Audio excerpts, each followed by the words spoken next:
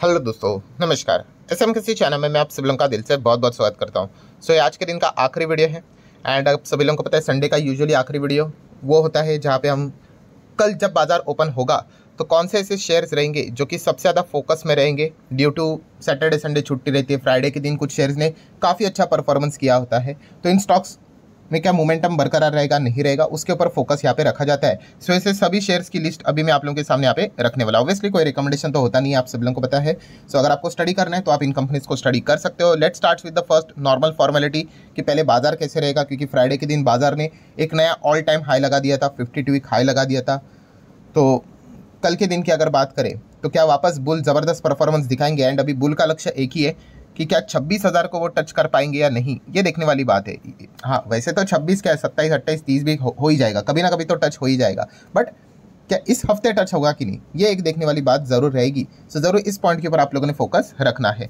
आगे बढ़ेंगे दोस्तों इंडिविजुअल स्टॉक से रिलेटेड, तो स्पाइस जेट ज़रूर फोकस में रख सकते हो। स्पाइस जेट को आप सभी लोगों को बताइए, अगर कमबैक करना है तो इनको बहुत ही इमीडिएटली फंड रेजिंग की जरूरत यहाँ पे पड़ेगी। एंड इसी से रिलेटेड खबर भी सामने आते हुए देखने को मिल चुकी है कि स्पाइस जेट 3,000 करोड़ का इंस्टीट्यूशनल इन्वेस्टर के थ्रू फंड रेज करने का प्लान कर रही है। ठीक है, प्लान कर रही है। अभी कोई पैसा देगा नहीं देगा वो देखने वाली बात है। इसके पहले भी इन्होंने कोशिश की थी, बट जितना फंड उनको चाहिए था उतना नहीं मिल पाया।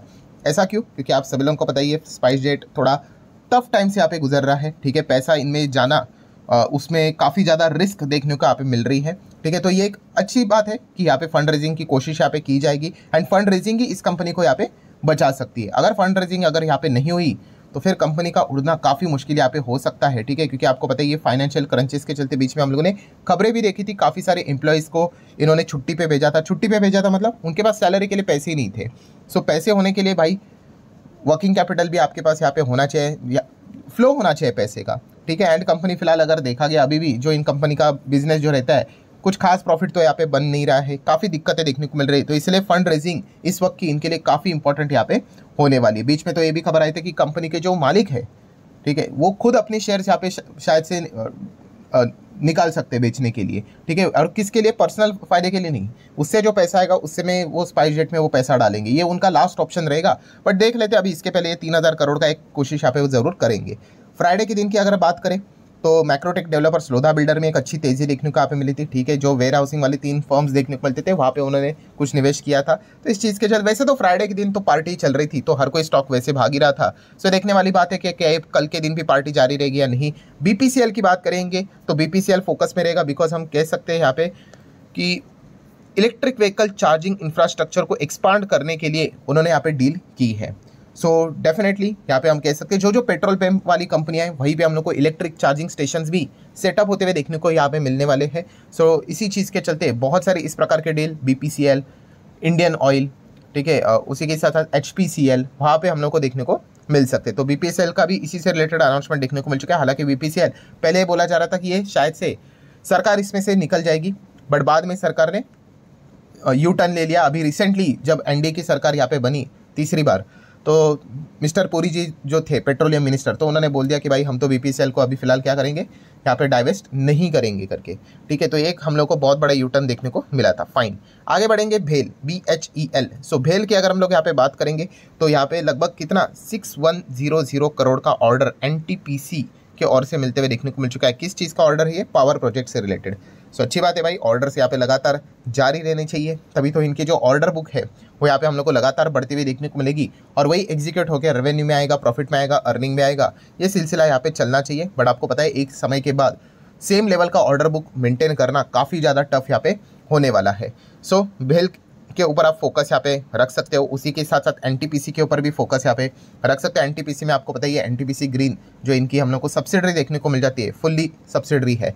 सो उसका भी आईपीओ ये प्लान कर रहे हैं डीआरएचपी। लगभग 10,000 करोड़ का हम लोग को यहाँ पे आईपीओ आते हुए देखने को मिलने वाला है। अभी जो प्रिलिमिनरी सोर्सेज के जरिए जो खबरें मिल रही है, इतना तो पता चल चुका है कि 10,000 करोड़ तो देखा गया तो कंप्लीट फ्रेश इशू रहने वाला है। ठीक है, तो ये एक पॉइंट समझ में यहाँ पे आ रहा है। अभी इसमें और कितना जुड़ेगा नहीं जुड़ेगा, बट अगर ये इतना बड़ा आईपीओ है तो आप अंदाजा लगा सकते हो काफ़ी धमाकेदार वो आईपीओ यहाँ पे हो सकता है। अभी आईपीओ का सीजन जारी है ना, ठीक है, तो ये इसी चीज़ के चलते हम लोग को चीज़ें देखने को मिल रही है। नेक्स्ट अगर हम लोग बात करेंगे दोस्तों तो अनिल अंबानी की अगर हम लोग बात करें, रिसेंटली हम लोगों ने कुछ 2-3 खबरें देखी थी, जैसे कि कुछ कंपनीज में उन्होंने अपना कर्जा पे कर दिया, कुछ कंपनी ने जो डेप्ट था वो 98% तक उन्होंने रिड्यूस यहाँ पे कर दिया। तो अच्छी बात देखने को यहाँ पे मिल चुकी है, ठीक है। एंड इसी चीज़ के चलते उनकी जो कंपनी है रिलायंस इंफ्रास्ट्रक्चर, वो लगातार हम लोग को तेज़ होते हुए देखने को यहाँ पे मिल चुकी है, ठीक है। मैं अगेन कह रहा हूँ यहाँ पे आपको कोई भी डिसीजन लेना है तो बिजनेस देख कर लेना होता है, ठीक है। सिर्फ तेज़ी देखोगे, काफ़ी लोग यहाँ पे तेज़ी के चलते प्रभावित यहाँ पे हो जाते हैं, तो उनको बाद में दिक्कतें यहाँ पे हो सकती है। एंड समझ में आपको आना चाहिए कि ट्रेडिंग वाला स्टॉक कौन सा है एंड इन्वेस्टिंग वाला स्टॉक कौन सा है। इन्वेस्टिंग वाला स्टॉक कैसा होता है, यस, हायर हाई की तरह हम लोग को आगे बढ़ते हुए देखने को यहाँ पे मिल जाता है, ठीक है। उसको हम लोग इन्वेस्टिंग वाला स्टॉक बोलते हैं। और ट्रेडिंग वाले कैसे होते हैं, ठीक है, ऐसे ऐसे ऐसे ऐसे ऐसे ऐसे चार्ट पैटर्न कंसिस्टेंट नहीं होता है, तो वहाँ पे टाइमिंग इंपॉर्टेंट चाहिए। अगर वहाँ पे टाइमिंग अगर आपका गलत हो गया तो फिर आप फंस गए, ठीक है। तो ये चीज़ें आप लोगों को ओवर द एक्सपीरियंस ही धीमे धीमे करके समझ में यहाँ पे आ जाती है। हाँ, ये जब भी मैं एक बात बोलता हूँ तो काफ़ी अच्छा कमेंट भी यहाँ पे आ जाता है, बट सर हमने देखा कि एक स्टॉक ऐसा था, नीचे था, ठीक है, तो ट्रेडिंग वाला स्टॉक था, बट अभी वो तो ऐसा ऊपर चला गया। देखो एक्सेप्शंस आपको मिलेंगे, दुनिया इतनी बड़ी है, मार्केट बड़ी। मैं हमेशा कहता हूँ आपको कि एवरेज चीज़ें देखनी है आपको, एवरेज। मैं ऐसा तो आपको पेनी स्टॉक भी दिखा दूँ, जो 1000 का था 1 रुपया हो गया, 1 रुपये से वापस 1000 भी हो गया। तो अभी उस एक एग्जाम्पल के चलते लोग क्या करते हैं, पूरा पेनी स्टॉक का बुफे सजा चाहिए रखते हैं अपने पोर्टफोलियो में एंड पूरा पैसा उड़ा देते हैं। एवरेज देखना है, एवरेज मतलब जो आप ये चीज़ें ढूंढ रहे हो, ऐसी कितनी एग्जाम्पल्स है, क्या बहुत ज़्यादा एग्जाम्पल है, नहीं ना, एक दो एक्सेप्शंस तो आपको मिलेंगे ही मिलेंगे। तो ये याद रखना, ये जो पॉइंट है ना, ये काफ़ी इंपॉर्टेंट है, एवरेज वाला। ये शब्द का भी टैटू कर लेना, ये वॉरेन बफेट जी ने भी बोला है। कौन सा वाला, कि एवरेज वाला, कि अगर आप कंपनी के रिजल्ट भी देखते हो, नंबर भी देखते हो, तो भाई एवरेज देखना होता है। ऐसा नहीं कि हर वक्त नंबर्स अच्छे ही आएंगे करके, कभी तो नंबर आएगा, थोड़ा सा स्लो डाउन हो जाएगा, बट एवरेज ओवरऑल परफॉर्मेंस कैसा है, ठीक है। इसका रिलेटेड मैंने हमेशा कौन सा एग्जाम्पल दिया, क्रिकेट का एग्जाम्पल देखो। आज का दुनिया का नंबर 1 बैट्समैन कोई भी अगर होगा तो इसलिए नहीं कि हर मैच में वो सेंचुरी ठोक के आता है, नहीं, उसका एवरेज परफॉर्मेंस अच्छा है। कभी 100 लगाएगा तो कभी 20, कभी 40, कभी 60, एवरेज आता है 50, 60 के 55 के करीब। तो एवरेज ये सबसे इंपॉर्टेंट चीज़ होती है। परफेक्ट तो कोई भी नहीं है भाई, परफेक्शन के चक्कर में तो भाई आप कभी बाजार में कोई डिसीजन ही नहीं ले पाओगे। सो ये वाला पॉइंट बहुत इंपॉर्टेंट है, इसको नोट करके चल लेना। चलो बीएससी की बात कर ले भाई। जब से एनएससी के आईपीओ से रिलेटेड खबर यहाँ पे अनऑफिशियली आई है कि एनएससी के ऊपर के केस हट चुके हैं करके, तो उनके आईपीओ के लिए तो अभी तो रास्ता तो क्लियर हो गया, क्योंकि वही एक सबसे बड़ी बाधा थी, तो आज नहीं तो कल आ ही जाएगा। तो इस चीज़ के चलते री रेटिंग एंड वैल्यूएशन भी होते हुए देखने को मिल रहे हैं, तो बीएससी को यहाँ पे फायदा होते हुए देखने को यहाँ पे मिल रहा है। जो भी स्टॉक मार्केट वाले कंपनी है वो भी भाग रही है। IEX की बात करें तो इसने भी लगातार अच्छा परफॉर्मेंस दिखाया है, ठीक है। बुल रन का भी फायदा इनको लगातार यहाँ पे मिल रहा है।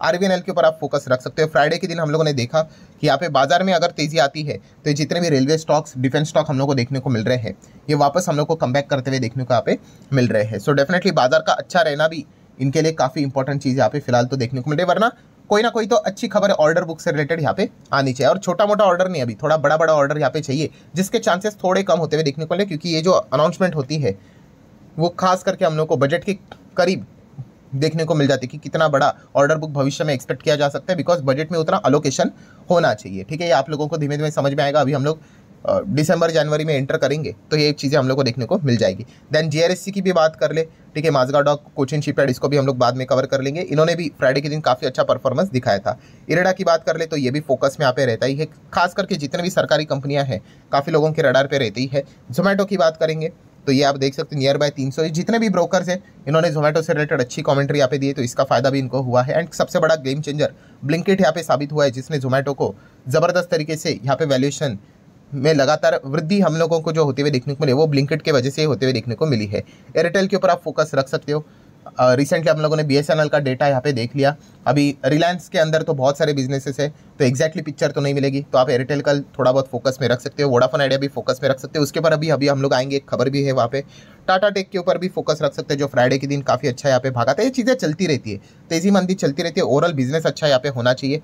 HDFC बैंक के ऊपर सबसे खास फोकस रहेगा, बिकॉज कल मतलब फ्राइडे के दिन जब बाजार क्लोज हुआ था उसके बाद उन्होंने एक अपडेट दिया था 4 बजे के करीब कि भाई वो क्या करने वाले हैं, IPO लेकर यहाँ पे आ सकते। प्रपोज लिखा था, प्रपोज का अर्थ क्या है भाई, प्लान कर रहे हैं, ठीक है। अभी बहुत सारे परमिशन यहाँ पे चाहिए।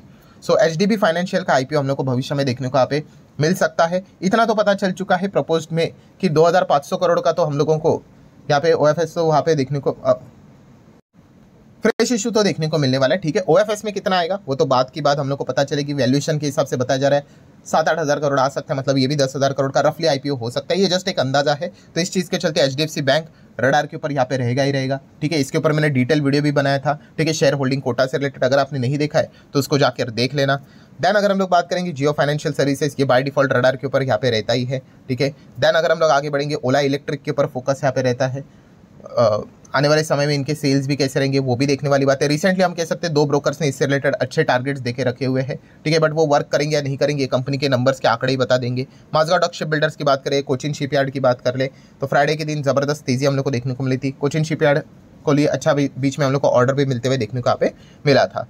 देन बजाज फाइनेंस आप सभी लोगों को पता है फिर से फोकस में आते हुए देखने को मिल चुका है। खास करके रेट कट के बाद जो फाइनेंस वाली जो कंपनियां होती है वो ज़्यादा फोकस में आ जाती है। देन सबसे बड़ा हाईलाइट वाला स्टॉक बजाज हाउसिंग फाइनेंस, ठीक है, इसके ऊपर मैंने रिसेंटली वीडियो भी बनाया था। जो लोग ये सवाल पूछते थे अगर जियो भी देखा गया तो हाउसिंग बिजनेस में तो एंटर ही कर रहा है होम लोन से रिलेटेड, तो क्या बिजनेस को इनके खत्म करेगा, तो वाला वीडियो देख लेना। पूरा डिटेल मैंने कवर करके रखा है कि आपको बिल्कुल भी चिंता करने की जरूरत नहीं, क्योंकि पूरा समंदर है समंदर फाइनेंस सेक्टर। इसमें ऐसे 10 Bajaj finance, 10 housing finance, 10 HDFC, 10 जियो फाइनेंस जैसी कंपनियां भी आ गई तो भी वो समंदर काफ़ी बड़ा है। हर किसी के लिए अपने बिजनेस को एक्सपांड करने का स्कोप है, तो इस चीज़ के चलते तो आपको बिल्कुल भी डरने की ज़रूरत है नहीं। मार्केट शेयर, मार्केट साइज़ काफ़ी बड़ा है, ये भी मैंने एक्सप्लेन करके रखा होता, तो बजाज हाउसिंग फाइनेंस भी आप ज़रूर अपने रडार के ऊपर रख सकते हो। वोडाफोन आइडिया की बात करेंगे तो हम सभी लोगों ने देखा कि सुप्रीम कोर्ट ने ज़बरदस्त इनको झटका दिया। ये एक्सपेक्ट करके चल रहे थे कि शायद से AGR ड्यूज से रिलेटेड जो इन्होंने रिक्वेस्ट रखी है टेलीकॉम कंपनी ने, सिर्फ वोडाफोन आइडिया नहीं, इसमें एयरटेल भी आता है, बट एयरटेल को ज़्यादा चिंता क्यों नहीं है, क्योंकि उनके पास पैसा है, वो प्रॉफिटेबल है, वो कर देंगे भाई, वो कंपनी बंद नहीं होगी।